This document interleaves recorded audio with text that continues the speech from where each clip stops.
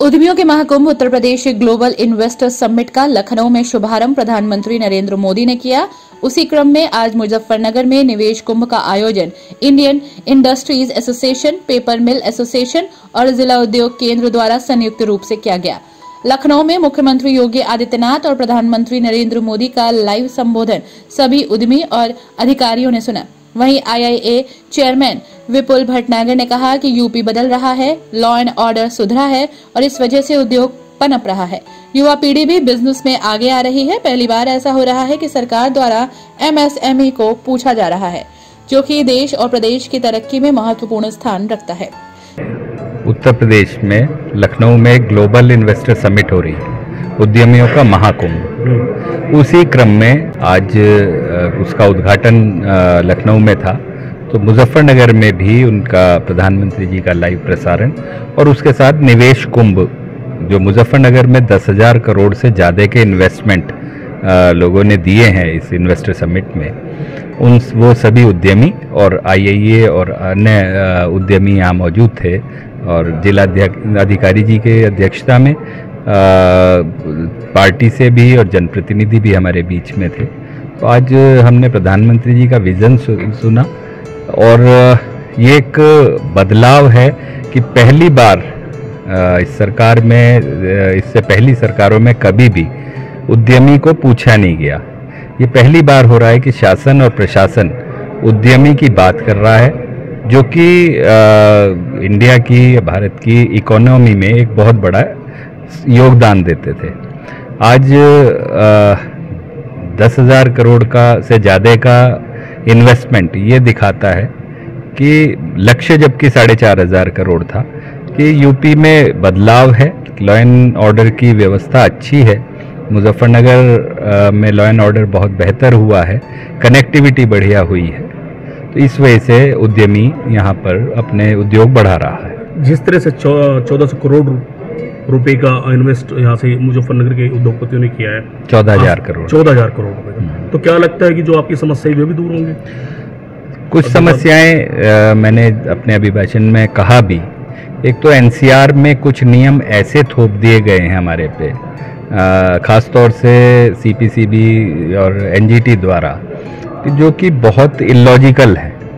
एक उद्योग में जनरेटर आधा घंटे या 15 मिनट को या पौन घंटे के लिए चलता है, सिर्फ उस समय जब उसमें बिजली नहीं आ रही है, तो क्या वही सारा पॉल्यूशन कर देता है वो आधे घंटे जनरेटर चलाना? वो भी सेक्टर वाइज है कि कहीं फीडर में फॉल्ट है, उसी जगह का होगा, सारी इंडस्ट्री में तो एक साथ जनरेटर चलेगा नहीं। मेरा मानना ये है कि पॉल्यूशन के कारण क्या हैं, इन पर तो कोई चर्चा नहीं हो रही, ना उन पर कोई रिसर्च हो रही है, और सिर्फ उद्योग पर थोप दिया जाता है कि उद्योग ही पॉल्यूशन कर रहा है, एक ऐसा बना दिया गया है। जिलाधिकारी अरविंद मलप्पा बंगारी ने आश्वासन दिया कि मुजफ्फरनगर को हम आदर्श शहर बनाने का प्रयास करेंगे। बिजली की उपलब्धता तो बहुत है, उसकी गुणवत्ता बढ़ाने के लिए शीघ्र प्रयास किया जा रहा है।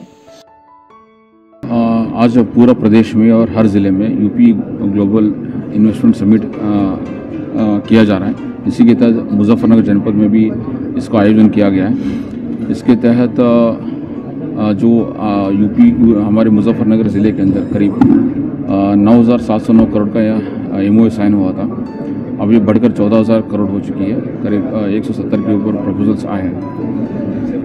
तो इसी के तहत आज एक कॉन्फ्रेंस था, तो कॉन्फ्रेंस में एक तरफ से जो इंडस्ट्रियलिस्ट हैं वो भी अपनी जो इंडस्ट्रीज लगा रहे हैं, तो उसमें क्या उनको क्या समस्या आ रही है। इसके अतिरिक्त जो सरकार ने उपलब्धि की है, जैसे सिंगल विंडो सिस्टम हो, जैसे निवेश मित्र पोर्टल हो, या एमएसएमई की पॉलिसी हो, और वन डिस्ट्रिक्ट वन प्रोडक्ट के संबंध में हो, ये सारी चीज़ों की जानकारी भी दी गई।